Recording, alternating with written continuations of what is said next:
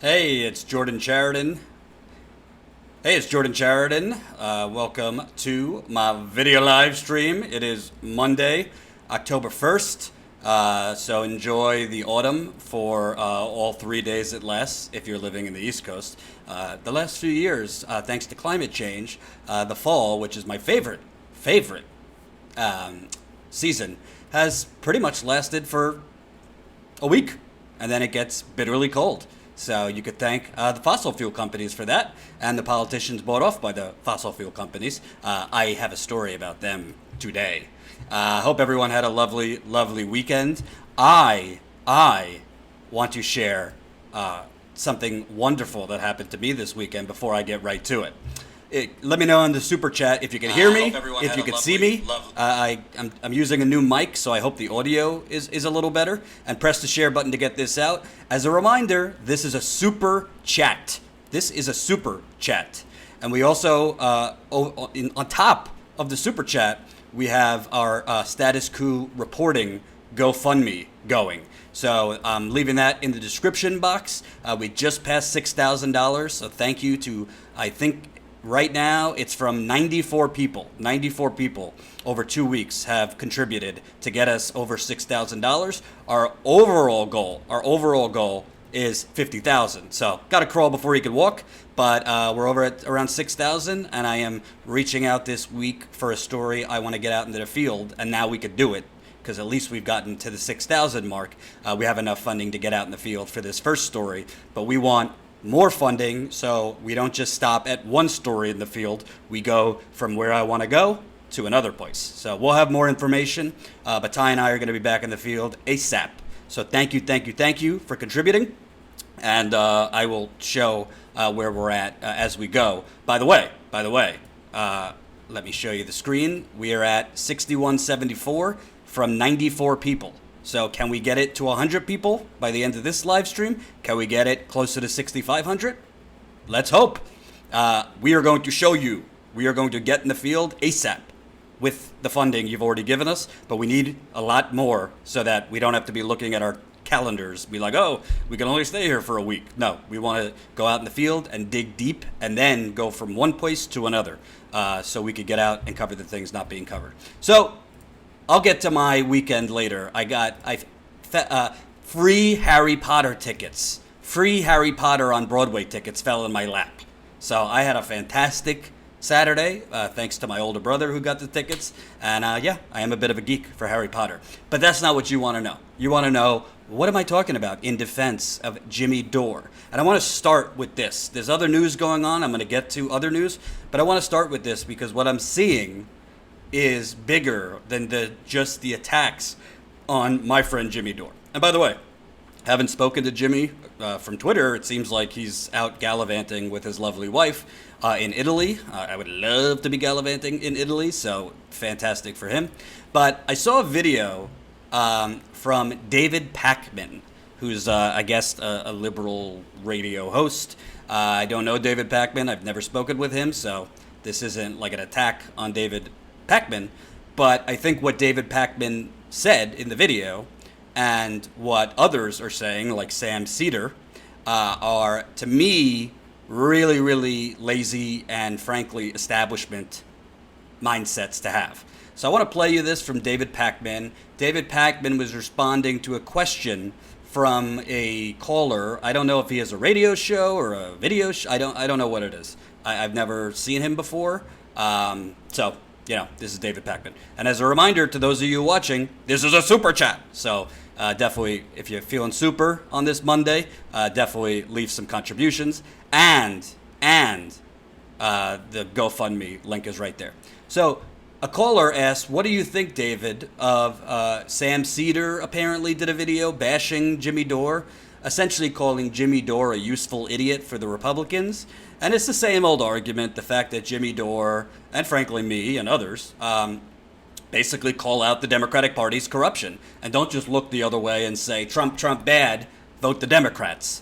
Lesser of two evils, vote the Democrats. The fact that Jimmy does not do that apparently now is being painted as helping the Republicans or being a useful idiot for Trump and the Republicans.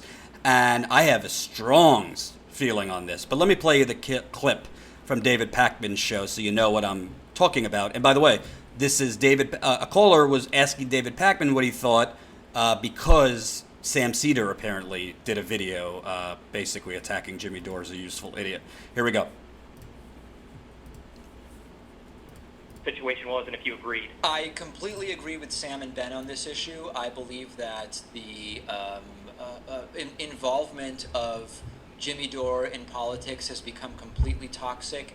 I've cast a wider net in terms of that toxic element of the left, and I don't know that this is the right characterization, but you might remember me previously talking about what I describe as the Leninist left of Vladimir Lenin, Leninist.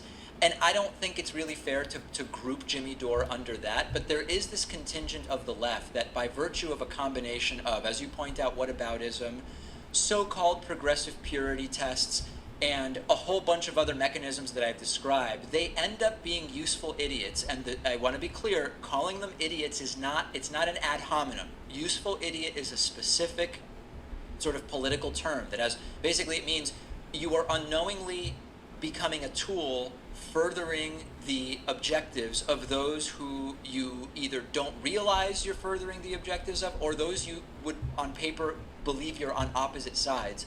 I think that it's become completely toxic. I know that there are people in our audience who are fans of all combinations of these shows, but I think it is absolutely, brutally, completely counterproductive to everything that progressives are actually working for. I believe it is not pragmatic. I believe it is ideologically misguided, and that's where I am. So on that issue, I'm with Sam and Ben 100%. And if I have a little bit more time, I was wondering if you maybe felt the same way about, say, a guy like Glenn Greenwald, who's... So I have a lot to say about that. And let me just be clear. I don't know David Pakman. I went on Sam Seder's show once when I was at the Young Turks. I don't watch them, so I can't. I'm not attacking them, but when I see people who are considered progressive and labeled as progressive media, frankly, sounding kind of like MSNBC and the hashtag resistance, I gotta call it out. So, first of all, I don't agree with Jimmy on every position he takes. If we did, we'd basically I'd be a sycophant. Secondly, I haven't spoken with Jimmy, so it's not like I told him I was going to do this. Sorry, my mother's calling while I'm live. But what I find so crazy about this attitude, so first of all, David Pakman, who I don't know him at all, but David Pakman, from what I know, doesn't actually get out into the country to take the temperature of people. Most of these media hosts, like David Pakman, Sam Seder, they predominantly are in a studio, right? So I'm not attacking them for that. There's a place for commentary from your home or, whatever. You don't need to be in the field to know what's going on in the country necessarily. But I think it benefits. I think there's a benefit to going out into the country, meeting people. Maybe you're reporting, or as Jimmy does, he goes and does stand-up comedy all over the country. So he's not just in a bubble in Los Angeles. I've been at Jimmy's show in Chicago, and I know he goes all over the country. The David Pakmans of the world, the same Sam Seders of the world do not. And unfortunately, because I've worked in corporate media and I know this for a fact, when you live in a bubble, even if you consider yourself progressive, you don't exactly know how dire the circumstances are for the majority of the people. So when David Pakman is saying Jimmy Dore and his opinions and philosophy are toxic as far as getting progressive change, I can't disagree with that more. First of all, when you use the term pragmatic, when David Pakman says he's pragmatic, and Sam Seder says that he's pragmatic, what you're really saying is you are okay with the incremental change. You are okay with gradualism, which has basically been Obama and the Democratic Party's talking point when progressives go after them. Basically saying politics is imperfect, we can't do big things, we have to work within the political constructs, and incremental change is better than no change, and incremental change is better than going backwards. Well, this is the very mindset that has gotten us 30 years of a grand highway robbery, grand larceny, that is that income inequality chart. That income inequality chart that started in the early 80s, where you see the money being hoarded to the top 1% because of Reagan and Democrats like Bill Clinton and Democrats like Barack Obama. That is what pragmatism gives you. It's not pragmatic. David Pakman and Sam Seder, it's not pragmatic to simply say, well, Hillary's not great, but it's the pragmatic choice because Trump is awful. That's not pragmatism. That's basically saying, well, I'm doing fine if I'm David Pakman. I'm doing fine if I'm Sam Seder. And because of the way we view the world and the fact that we're doing fine economically, for the most part they are, we think for us, we'd like a Bernie, but incremental change is better. But I have the benefit, thanks to, whatever you think now, I got the investment money when I was at the Young Turks. They invested for me to go out. I have the benefit of seeing pragmatism is not okay.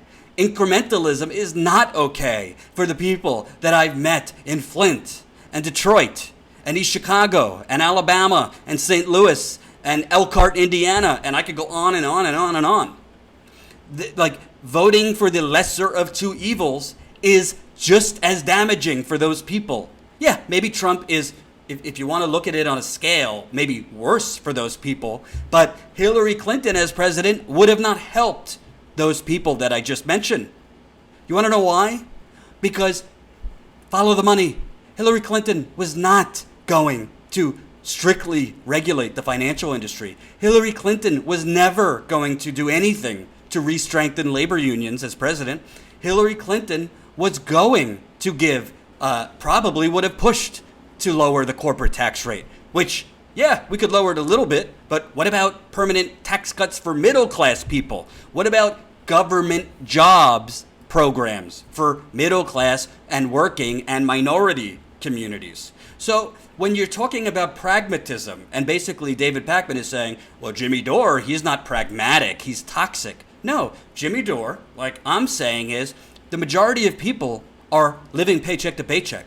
The majority of people are one disaster away from losing their homes. The majority of people are essentially treading water, as Nina Turner told me in an interview 2 years ago. Incrementalism and pragmatism, those days are over. It's an emergency situation for the majority of people, and I'm sure many of you that are watching right now. So to basically attack the Jimmys of the world, and again, I don't agree with every single position he takes, but to attack the Jimmys of the world who are simply saying, no, if Democrats want me, Jimmy Dore, to vote for them, then they need to actually speak to me. They need to actually be proposing policies that will help me or the people I care about. Why is that not pragmatic? That is very pragmatic. It's the Democratic Party who refuses to look at the trends of America and say, you know what? If we actually support Medicare for all as a party, there's 70% of Americans that support it. Let's do that. It's the right policy and it has popular support. They won't do it. That would be, dare I say, extremely pragmatic of the Democrats to do. But this notion of Pakman, again, I don't know Pakman, I'm not attacking him, I could care less. But this attack on Jimmy Dore as toxic and Sam Seder attacking him as toxic is basically saying, you know what, we're doing fine economically, us progressive media hosts who don't leave our studios. We rarely go out into the world and talk to poor people. We rarely go out into the world and talk to people whose homes were foreclosed on. And again, not knocking them because they're studio commentators. That doesn't mean everybody needs to be a reporter. I personally think that my commentary is informed by having gone out into the country. I've been to 35 states in 3 years. I've interviewed thousands of people, and the majority of them are broke. So, you know what? Does Jimmy go over the top sometimes? Yeah, probably. He just apologized on Twitter earlier for an exchange he had with two people, and that was good of him. He thought he went over the top, and he apologized. I go over the top sometimes. But the point is, this philosophy that now you're hearing from David Pakman, Sam Seder, frankly, if we're keeping it real, some people at my former network, that, you know what, you guys are useful idiots. Jimmy and his ilk are useful idiots, and you're going to reelect Trump. And you're going to ensure that the Republicans continue winning in the midterms. No. You are essentially, you guys are the useful idiots for the Democratic Party. You guys who continually are making excuses for the Democratic Party, you all that are basically saying, all right, well, they're still not doing anything for us. They're still talking about incremental change. They're still focusing on fundraising rather than small dollar donations. They're still talking about improving Obamacare, which really means nothing, rather than Medicare for all. They're still not for free public college. They're still not for ending private prisons. They're still not for ending fracking, but vote for them anyway because Trump is awful. We don't have time for this lesser of the two evils to continue on perpetually. Because you want to know something? If progressive media hosts dress it up as, well, Jimmy's not being pragmatic, basically what they're telling you is take the lesser of two evils. And you want to know something? If you continue to advocate for this, if you continue to advocate for this mentality of the lesser of two evils, guess what? You're constantly going to have incremental crumbs to the masses, while the elites and the plutocrats keep hoarding our money. At a certain point, you have to say, no, enough. You know what? If somebody like Trump wins, or if the Republicans win, it's not on me, Jordan. It's not on me, or I don't want to speak for him, but Jimmy. It's not on progressives who refuse to vote for corruption, who refuse to vote for Republican lights. It's on the Democratic Party for not representing the majority of the people. Why is that radical? Why is this mentality toxic? I actually think if you look up the definition of pragmatic, it would actually be more pragmatic for the Democratic Party to say, you know what? Something happened in 2016. Look at all these millennials out here. Look at these polls that are moving. 10 years ago, very few people were like, yeah, Medicare for all. It's beyond me. And it's kind of gaslighting. It's gaslighting actual progressives to make the Jimmy Dores of the world the culprit. And I've seen Sam Seder call out Jimmy Dore and saying Jimmy Dore is somewhat responsible for Hillary Clinton. So what, did Jimmy Dore brainwash his audience? And they made the decision not to vote for Hillary because of Jimmy Dore? I got news for you, Sam Seder. I have news for you, David Pakman. I have the benefit that I covered the Bernie Sanders campaign. I have the benefit that I covered Hillary Clinton's campaign and Trump's campaign. And I could tell you this because I said it in June or July. Look back if you want to comb through my tweets. Look back to what I said in June and July. The polls and the quotes for the Democratic Party that 90% of Bernie Sanders supporters would eventually come home and vote for Hillary. I said, you all are delusional, because I could tell you that the Bernie people I speak to, maybe 10% of the Bernie people I speak to are saying that they're going to end up voting for Hillary Clinton, even if it is against Trump. And by the way, that was before she picked Tim Kaine, that neocon fake Democrat. So, is there any, does Sam Seder or David Pakman think there's any responsibility of the Democratic Party? Is there any responsibility for the party, whether it's the Democratic Party or the Republican Party, to actually convince the voters to vote for them? That's what a democracy is about. This basically what they're saying is this politics is the art of submission. And yeah, we'd like our we'd like Bernie, we'd like those kind of candidates, but you know what? If it doesn't work out, then just submit and go with Trump. And don't get me wrong, I'm going to do a story on Trump later. I think Trump is awful. Some things he does is okay, very rare, but I think he's awful. But do I actually think, for example, let's say tomorrow, let's say it ends up being Cory Booker Cory Booker against Donald Trump. Can I honestly say that I think Cory Booker is going to improve the peoples that I have met, the people that I fight for as a journalist, getting in the field? By the way, that's what we're doing this GoFundMe for. We want to reach $50,000 so we could get out in the field and stay out in the field. I don't like just talking from my apartment, but there's realities. Need the money. So there it is. GoFundMe link. I just put it in there. Even $5 a person today, there's 200 people watching, makes a huge, huge difference. Let's get the month started out right. But the point is, this notion by Sam Cedar, by, what's his face? David Pakman, frankly, there are some at TYT who feel this way, even when I was there. That at the end of the day, if it ends up being a hack Democrat versus a Trump or a crazy Republican, hold your nose and vote for them. The people that are saying this are doing well, fairly well themselves. They need to go out in the country and smell the misery. Because I'm telling you, I have. And I could tell you a Cory Booker or a Kamala Harris or a, Joe Biden. Yeah. On a lot of things, would they be better than Donald Trump? Yeah. But it's not going to be better for the majority and the masses for the radical economic change they need. And that's what people care about, their pocketbooks. Sure, they care about the misogyny and the racism and the bigotry coming from Trump's administration. I'm not saying if you want to vote against Trump because of those reasons, I can't tell you not to.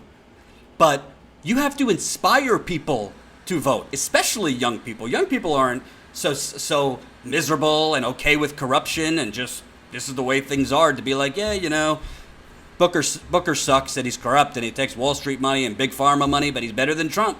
You're not going to convince people of that. And to attack the Jimmys of the world or the me's of the world because we're not just saying, everything we fight for every day, everything we say, don't listen to it. Go vote for Hillary or Cory Booker. And you know what? Here's a perfect example that I saw, okay? Let's bring this down to the state level. And a reminder, this is a super chat and the GoFundMe link is in the description. Look at what Andrew Gillum in Florida is doing now. This was sent to me, okay? In addition to pivoting now away from talking about Medicare for all, now talking about affordable health care, in addition to now having a scheduled fundraiser with Hillary Clinton, okay? If that didn't make you a little nauseous, this definitely will.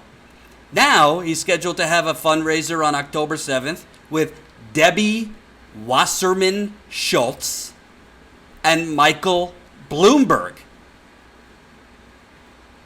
Debbie Wasserman Schultz and Michael Bloomberg hosting fundraisers for Andrew Gillum. So, what should Jimmy say? What should I say? Hey, you know what?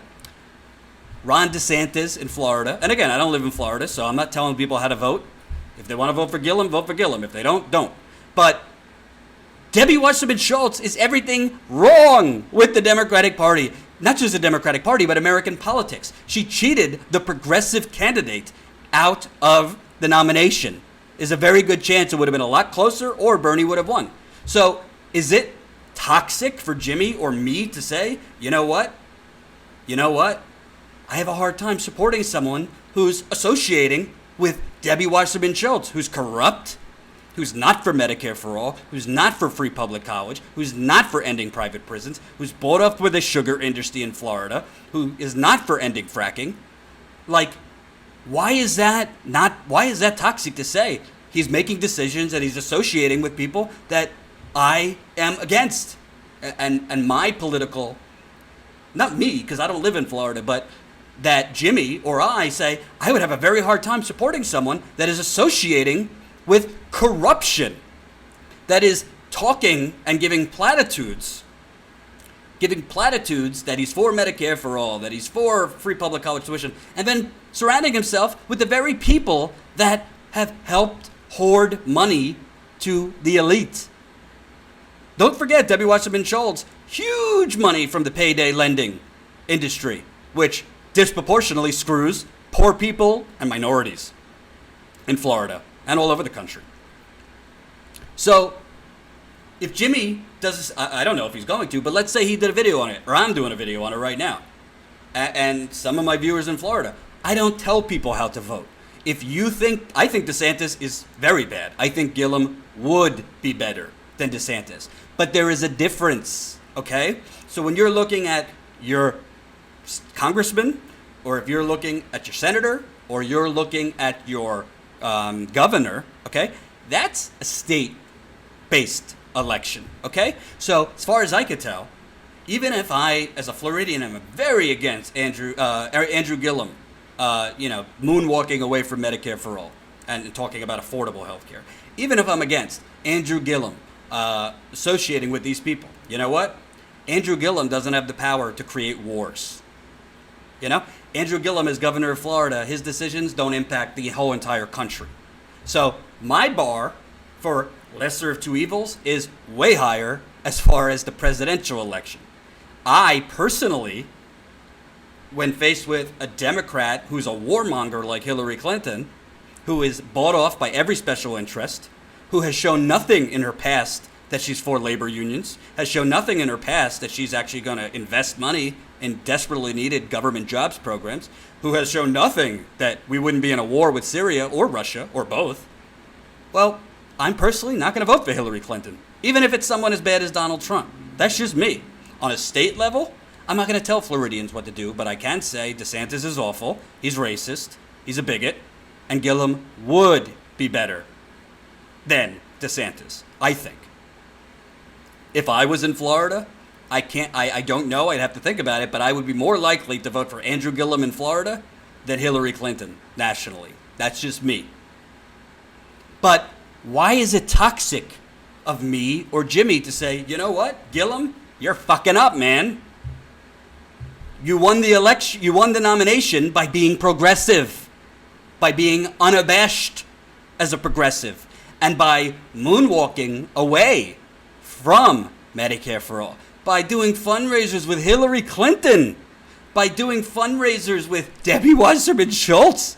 You're going to push away your progressive base. Not only is it on a policy basis terrible, on a political strategy, it's terrible. I mean, yeah, you're probably thinking I'm trying to get the old folks or the Democratic establishment that goes with that votes for Debbie and that voted for Hillary, but you're doing that basically at the risk of alienating your progressive base, which is the one that got you the nomination. And by the way, in Florida, I don't know who's consulting Andrew Gillum. Florida has some of the most colleges out of any state in the country. So you are pushing for the college vote, Andrew Gillum. Well, guess what? Those college age students, they don't love Hillary Clinton. I can tell you that. Promise you that. They certainly don't like Debbie Wasserman Schultz. And by the way, do you not realize Evan F. Bitt just said it? When you're doing fundraisers with Hillary Clinton, when you're doing fundraisers with Debbie Wasserman Schultz, guess who you are bringing out? The right-wing base that might otherwise be kind of complacent because Trump's not on the ballot in Florida, and maybe they don't like DeSantis that much. Thank you, Gabriel, for the money from Sweden. Love my Swedish friends. So whether it's the attacks on Jimmy Dore or this as an example, you know what? I'm not hedging. I'm just telling you the honest truth. If I lived in Florida, I don't know what I would do. I would probably end up voting for Gillum anyway, because to me, I'd rather the better choice, even if it's a it's not my ideal choice. I'd rather the less damaging choice on a state level. As president, no, I don't vote that way. I vote for who actually speaks to me. On a state level, I think Gillum would be better, but I also think it shows that he is not a true progressive. He is a political operative. And he is basically triangulating, as the Clintons did, to basically try and get like older voters and Democratic establishment voters. And if he loses, he better look at his progressive turnout, because he's risking his progressive turnout by doing fundraisers with the two of the most corrupt politicians in this country. Are they going to blame me or Jimmy if Andrew Gillum loses and it shows that his progressive base was deeply, deeply suppressed because he campaigned with the queen bees of the Democratic corrupt machine?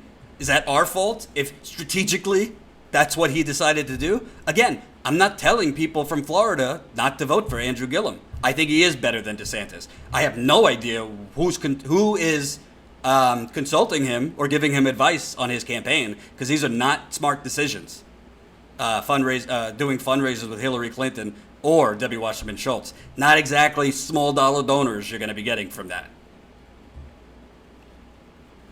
And it's a shame, because he won the nomination, a huge upset, as a progressive on the Medicare for All policy.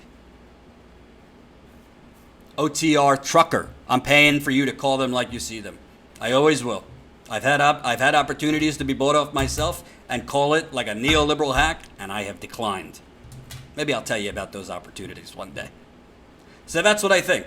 I'm not only saying this because I like Jimmy. I'm not only saying this because I think Packman and Cedar and some other folks are, frankly, a little out of touch with how bad it really is out there. I think they're looking at these reports and these numbers that, the unemployment rate is at 3.9%, and, wages are steadily increasing, and they, frankly, I'm sure, I don't know, maybe they do have problems, but by and large, they are doing fairly well. So you get a little detached from what real people are actually going through and how bad it is for the majority out there. The majority cannot afford incremental change. They can't. We need radical change, which isn't even radical. We just need the policies that we used to have before the government was auctioned off. So that's what I think about that. That is what I think about that. Oh, wow. Before I move on to my next topic, I want to give you an update, because during this segment, we got a $127 contributor. Thank you, Julie Costantin, for the GoFundMe. And just a reminder, for those who contribute $100, you get a Status Quo hat or shirt. And for those that contribute $127, like Julie just did, you're getting a shirt and a hat.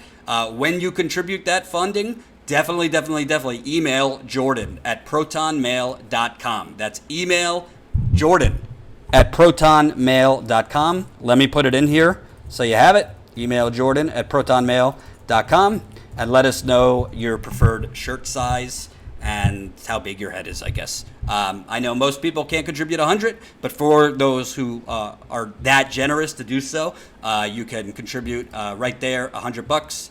We'll get you a hat or a shirt. 127, we'll get you both. And we're almost at 100 people contributing over 2 weeks.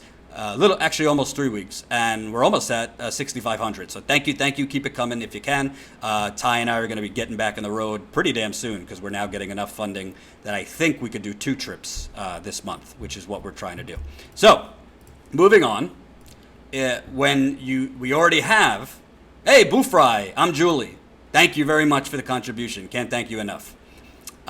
So, what I find so crazy, not only did the Republican Party under Trump pass probably the biggest tax cut, really the highway robbery, the bank robbery that gave all the money to Trump's donors and all their corporate donors.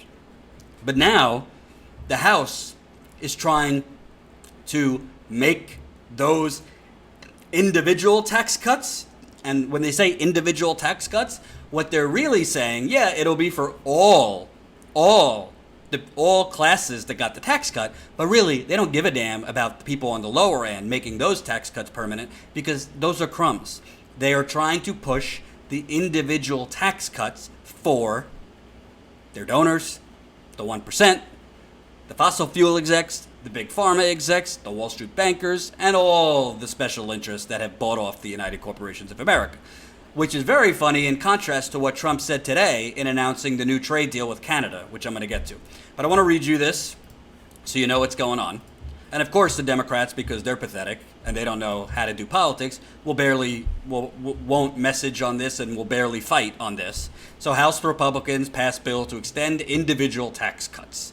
Of course, the Washington Post writes it like that instead of tax cuts for the rich. Because let's not actually say what it is. We're, quote, neutral. So House Republicans pushed through a new round of tax cuts Friday that would permanently extend the cuts for individual in President Trump's signature law that are set to expire within a decade. During debate over the tax law last year, Democrats frequently attacked Republicans because the legislation contained permanent rate reductions for corporations, but temporary ones for individuals. The Senate has no intention of taking up the bill, which is projected to add more than $600 billion to the debt by the end of the next decade and much more beyond that. But House Republicans moved the measure Friday, 5 weeks ahead of midterm elections that will decide control of Congress, in an effort to refocus attention on Trump's top legislative accomplishment, if you want to call it that, as well as to put Democrats in the position of voting against giving permanent tax cuts to individuals at all income levels. Let's see. Quote, "This relief goes to middle-class families and low-income families working their way up," said Congressman Kevin Brady, chairman of the Ways and Means Committee. "Who do you trust, Washington to spend your money or you and your family?" Congresswoman Linda Sanchez said, "I guess their giveaway to the ultra-wealthy wasn't enough the last time around, so they've come back for round two. When the bill finally comes due, I'm terrified Republicans will pay for it by cutting Social Security and Medicare." So if we had a competent opposition party in this country, thank you, Gene, for the $4.99. Appreciate it. And thank you, O.T. Tucker. I'm paying for you to call them like you see them. Thanks so much. So if we had a competent Democratic Party, it's very easy. It's very easy to say, no, we're not going to vote for this because the, quote, individual across-the-board tax cuts, we will not vote for anything that makes permanent tax cuts for rich people. If that means that with the tax cuts for the lower class aren't made permanent, so be it. So be it. We are looking out for the middle class and the lower class because who do you think is going to end up paying for us to make those tax cuts for the wealthy, for, frankly, Republican donors and Democrat donors? This is the thing that's not out there much, but most wealthy people donate to both the Republican Party and the Democratic Party just to hedge their bets. Because their ideology is money more than Democrat-Republican. That's how most rich people donate. If you look at some of the richest donors, they give to Democrats and Republicans. Maybe more to Republicans or more to Democrats, but they give to both. Jeb Bush's donors were given to Hillary Clinton in the general election, and she was courting that vote, which is one of the worst parts of her strategy. But the point is, this is what Barack Obama did wrong as president. He ended up making the top tax cuts of the Bush tax cuts. He agreed to extend them because the Republican Party was holding at gunpoint the tax cuts for the lower end. You know what a smart, passionate, progressive would have done? Said, no, I'm not going to be held at gunpoint so we could give corporate welfare and welfare for wealthy people to the Republicans. I'm going to barnstorm the country and I'm going to shame each of these Republicans, Mitch McConnell, Paul Ryan, at the time Mitt Romney, whoever was top of the Republican Party. And we are going to call them out as saying they are going to fight.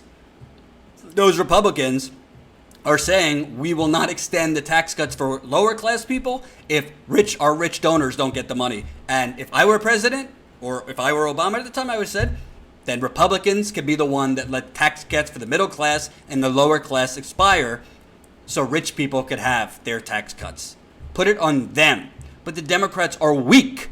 They're not a real opposition force. They don't fight, and they don't fight smartly. Because you want to know something? You had a president in Obama who was fairly articulate with his words, who was a great speaker, who could have went around the country and shamed every last one of these social Darwinists in the Republican Party masquerading as public servants. But he didn't do it because, again, the Democrats are weak. So where is the message from the Democratic Party fighting this new round of tax cuts? Why are they not going around the country shaming these top Republicans? You want to know why? I'll tell you why. Because a lot of the Democratic Party's top donors benefit from this, and a lot of the top donors in the Democratic Party want their tax cuts. They want their cake and eat it too. They're socially on social issues, they're Democrats, but on getting tax cuts for themselves and their families so they could buy more yachts, they love it. They love it. So why isn't Nancy Pelosi out having a press conference or doing rallies on this? Why isn't Chuck Schumer out doing rallies about this? Why?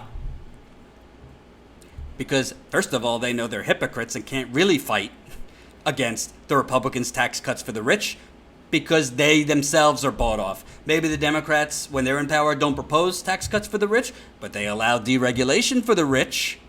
They allow subsidies for the rich. They take the rich's money and then they don't send bankers to jail. They take the oil companies' money and they don't push against fracking. You want to talk about pragmatism? It is an easy and pragmatic political strategy to attack the Republicans for pushing permanent tax cuts for people making more than $500,000 a year. What in the world, in what sane world does that make any sense? Most Trump supporters don't even support that, giving those tax cuts to those people making more that kind of money. I know because I met them. They were against the bank bailouts. They're against tax cuts for the rich. Trump talked against that on the campaign trail, even though he was faking it. But you don't have a Democratic Party that could fight. You don't have a Democratic Party that even knows how to message. Only Bernie Sanders and a few progressives. No. If you look at Bernie Sanders' Twitter, and I know the guy who does his digital videos, there's some of the best, most clear and common sense videos pointing out how the Republicans are basically stealing from the middle class and the lower class to give yacht owners more tax cuts and subsidies. No common sense person in America living paycheck to paycheck is for that. And the ones that are voting for Republicans based on Christian fundamentalism and stupidity like that. So when I see this kind of stuff happening, but the Democratic Party pretty much, putting out a statement against it, but doing nothing to actually fight it, that's why the Republican Party is so successful in getting things passed, because they don't even have a strong, real opposition. Chuck Schumer, from the beginning of the Gorsuch nomination, should have wrangled every single Democrat to vote no right away. That's what the Republicans would do. On Brett Kavanaugh, same thing. He wouldn't do it. He wouldn't do it. Right now, he should mandate that Joe Manchin, Heidi Heitkamp, and all Democrats, their policies should be Medicare for all. Because that's what the polls say. If you're just thinking common sense politics, follow the polls. Follow public sentiment. Not that complicated. Victoria says, I love Bernie, but he's not even ruthless enough for what we need. He bowed down when he should have stood up. In some cases, I agree. I called out Bernie on the campaign trail when he was going to a knife fight holding a spoon.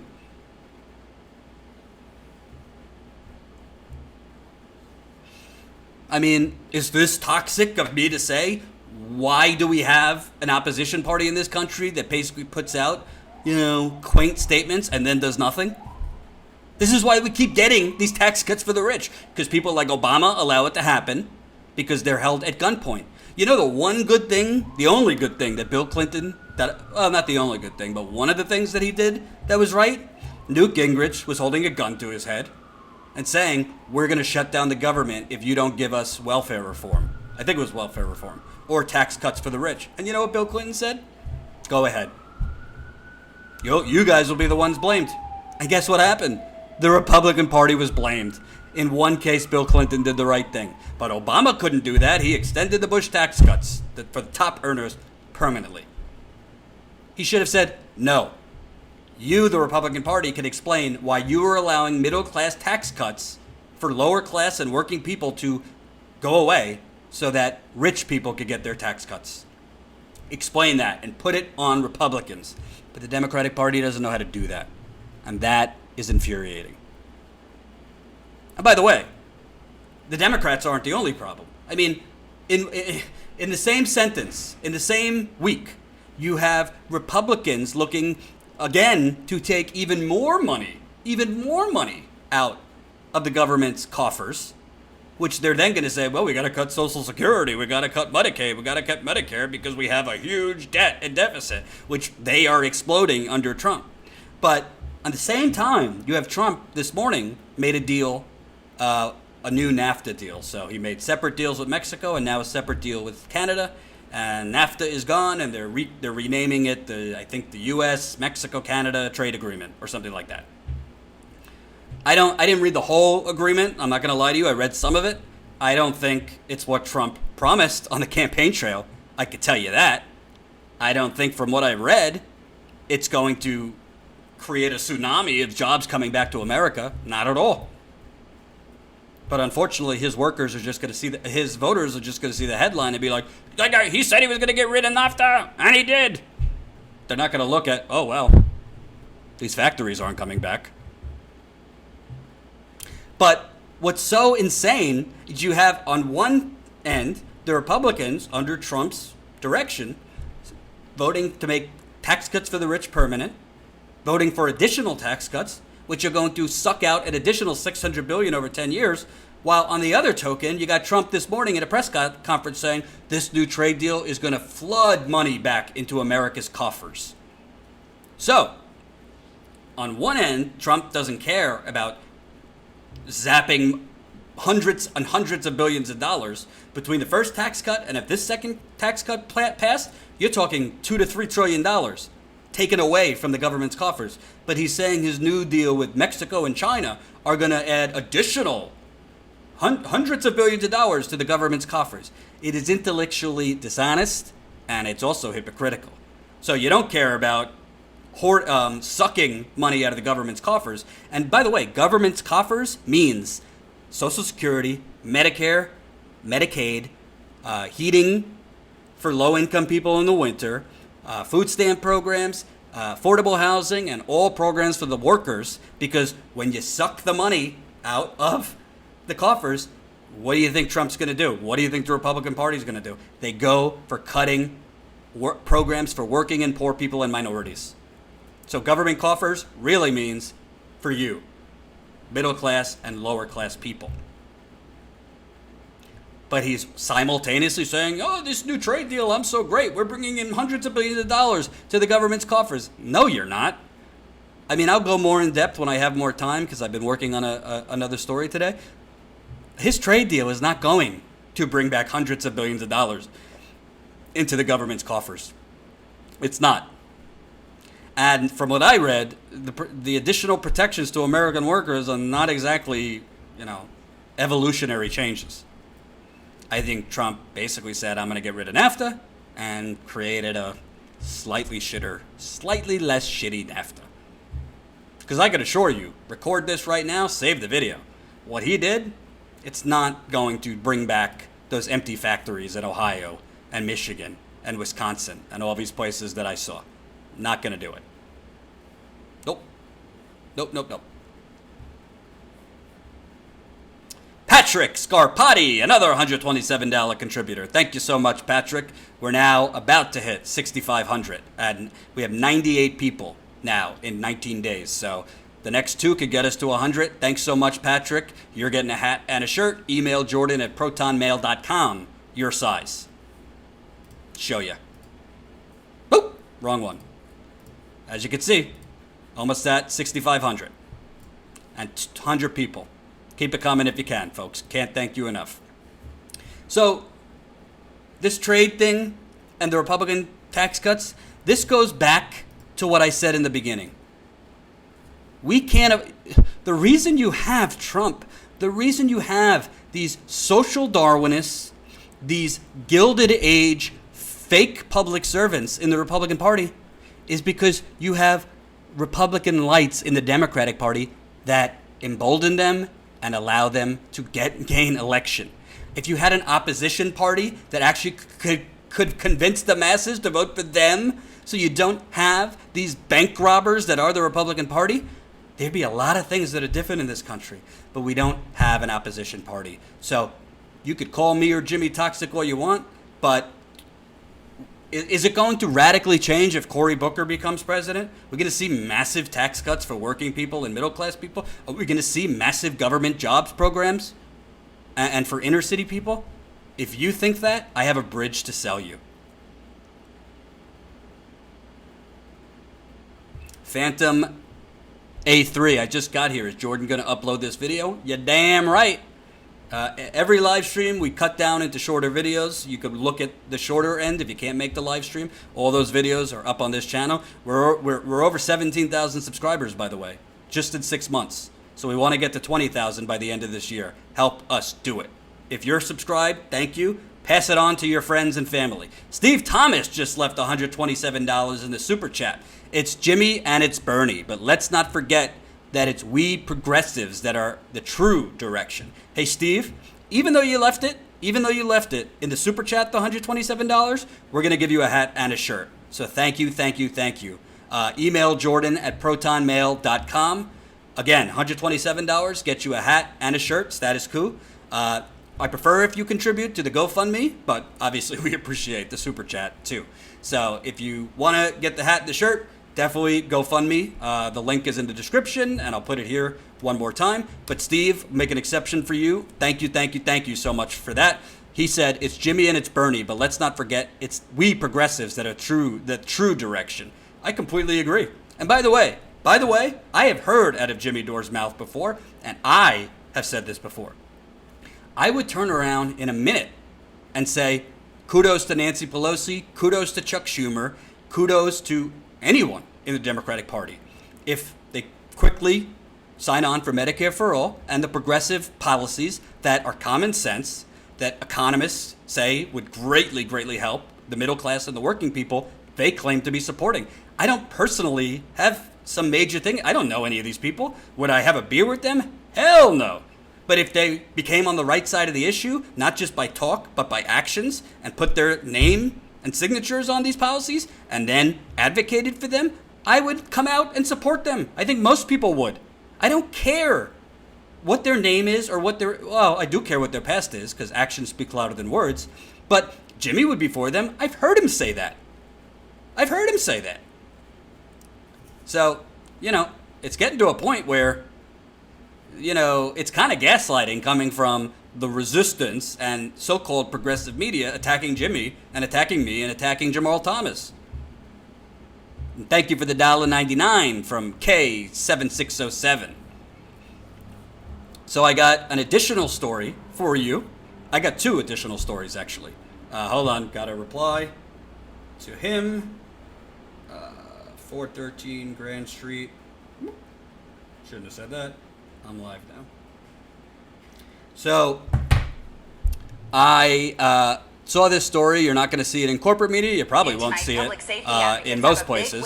But finally, after many years of fighting for this, the Amber Alert system is now in effect for Navajo Nation.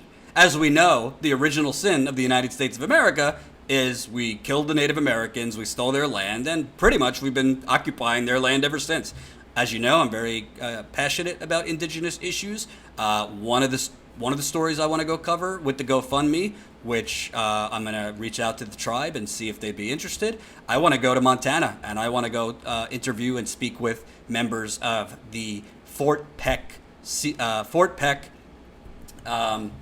tribe, because they are starting construction on the Keystone Pipeline very, very soon, right?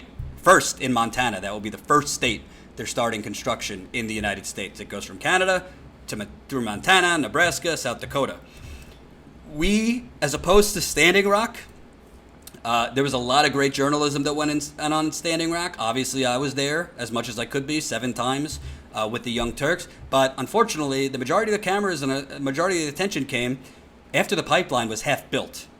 And I think it's important for the journalism to start before construction starts, when you could start getting the attention on the threat of these pipelines, of the disproportionate, disastrous effect it's going to have for indigenous people and poor people in these areas. They're not routing these pipelines through wealthy white cities and towns, trust me. So that's one of the first places I would like to go with the contributions. You're helping support us. We want to get out there and we want to expose and spotlight the people that are going to be affected by this, in addition to all the illegal things that TransCanada is already doing. It ain't just Energy Transfer Partners that's breaking laws, folks. TransCanada is too. They're blowing off permitting and many other things. So that's one of the stories on my wish list that I'd like to go chase in person. So Ty and I are ready to go. We just need a little bit more funding so we can go there. After that, my strong preference, if things are going on, is to go down to Dallas. I think it is a grave injustice what happened to Botham Jean, a 26-year-old African-American who was shot and killed by a white police officer. She has finally been fired, but it took a while, and she has only been charged with manslaughter, not murder. Botham Jean, who sadly was killed, his girlfriend led a protest last week. There's no media covering this. There's no media covering down there. This is a grave, grave injustice. This is a police officer who literally intruded on a black man's apartment, invaded his apartment, and shot him dead. If you don't call that murder, then we don't have a criminal justice system in this country. She should be in jail awaiting trial. But she's not, because she's a police officer and she's white. So I would like to go cover that. There's a lot of things I want to go cover. So keep it coming, whether GoFundMe or Super Chat. So the Amber Alert system has now extended to Navajo Nation. Before, the Amber Alert system, where you get a little alert, in a lot of cases on your phone, when children go missing, did not extend to missing Native American children in Navajo Nation. So it's something public safety advocates have called on for years, and now it's become a reality. An Amber Alert system has finally come to Navajo Nation 2 years after a high-profile tragedy. Quote, we would have had a greater chance in finding my daughter, said Pamela Foster. 2 years ago, Foster lived every parent's worst nightmare. Her daughter, 11-year-old Ashlyn Mike, was kidnapped, raped, and strangled in what the FBI called one of the worst tragedies to ever hit Navajo Nation. Quote, we don't want that to ever happen again, said Vice President of the Navajo Nation, Jonathan Nez. Mike's killer was sentenced to life in prison, but the case exposed a major gap in the Amber Alert system. Even though the incident took place at the Arizona-New Mexico border, an alert was delayed and was only issued in New Mexico. However, a new federal law named for Mike provides federal funding to expand the system to tribal lands and improve communication. Quote, jurisdiction can pretty much get in the way for the well-being of our people, especially in Indian country. So a meeting like today will help us, Nez said. Earlier this week, local public safety officials and tribal leaders held a meeting at Fort McDowell to discuss ways to implement the new system and better share information. Quote, it is a monumental conference for us. For the tribes to get this technology is extremely powerful, said Arizona's Director of Homeland Security, Gil Orentia. Arizona area tribes were trained on the technology and discussed how to better collaborate with outside agencies. That's often complicated because the Navajo Nation spans 4 states and is considered a sovereign nation. Organizers say the goal is to make communities safer by making connections that never existed before. That's what we're aiming to do, is to have an alert system in place that protect our families and especially our children, said Jessica Delmar, the director of the Navajo Division of Public Safety. The Navajo system is currently live and spans 13 counties in 3 states, Delmar said. Officials admit, however, that they have much work to do. For now, they say they're on a path that hopefully avoids another tragedy. Quote, I am here with her, and in spirit she is with me, Foster said about her daughter. So, I mean, a rare, good story when it comes to indigenous people and doing right by indigenous people. K7607, I can't take anyone seriously who furthers the Russiagate narrative. Just donated $25 via the Status Quo website. Thank you for your work, Jordan. Thank you, Kay. I've called it like I see it on Russiagate. I think it's much to do about nothing, and let's talk about the interference in our election by the friggin' oligarchy, buying off our elections and our politicians. So, this is a good first step, Amber Alerts, but it's not enough just that we have Amber Alerts for indigenous people. We got to call out the corporate media. When's the last time you've seen extensive coverage in the corporate media about missing indigenous girls or boys, missing black boys or girls? Last time, never. I remember, I'm probably one day going to write a book about my time at Fox News, but my internship at Fox News in 2005, before I realized I wasn't into politics at the time, so I didn't know I was joining the Republican National Committee. literally the whole summer was Natalie Holloway. And I feel terrible for her family and nice, beautiful young woman who was killed, and we don't know where she ended up. All summer for a beautiful white young girl. You ever see Amber Alert? You ever see coverage of kidnapped Native American women? I don't. You ever see coverage of kidnapped black children? I don't. You ever see whether kidnapped or missing? I don't. So on one end, the Amber Alert system for the Navajo Nation is a very big step in the right direction, and that's why I'm reporting on it today. But the media plays a huge, huge role in finding missing children. And they say the most important day, the most important time period is the first 24 hours. So it's great to have an Amber Alert system that extends to indigenous people, but maybe CNN and MSNBC, maybe the New York Times, the Washington Post, the Associated Reports, the army of national news outlets, and frankly, local media doesn't do a good job either, can step away from Trump's tweets for 5 minutes and actually report on missing human beings, especially our children, because it could actually help find them and get leads for law enforcement. Is that radical? I know they don't give a damn about the actual children and adults getting massacred in schools. By the way, today is the 1-year anniversary of the Nevada concert. I was debating whether to do a segment on that today, but I'm going to do a segment on it tomorrow. The Nevada concert shooting that 58 people were killed. They'll do a segment or two today, and then we'll move on. Because who cares about 58 Americans getting massacred by a gunman on the 22nd floor with bazooka tanks? Who cares?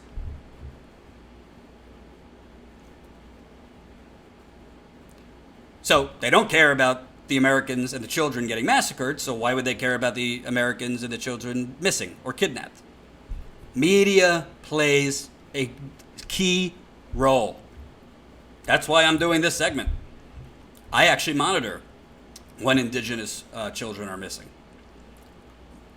Same thing with African American children.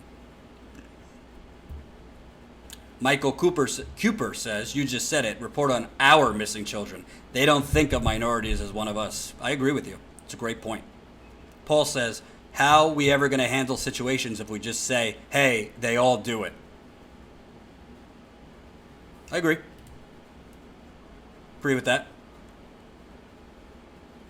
So, again, I'm actually currently, speaking of indigenous, trying to get in touch with the Fort Peck Indian tribe, Fort Peck Sioux and Anishinaabe, I'm mispronouncing, tribes in its immediate northeast corner of Montana. That is where construction is going to be starting on the Keystone Pipeline, Keystone XL pipeline, end of this year, early next year. I believe we need to get out there now, before construction starts and before this train has left too far against the station.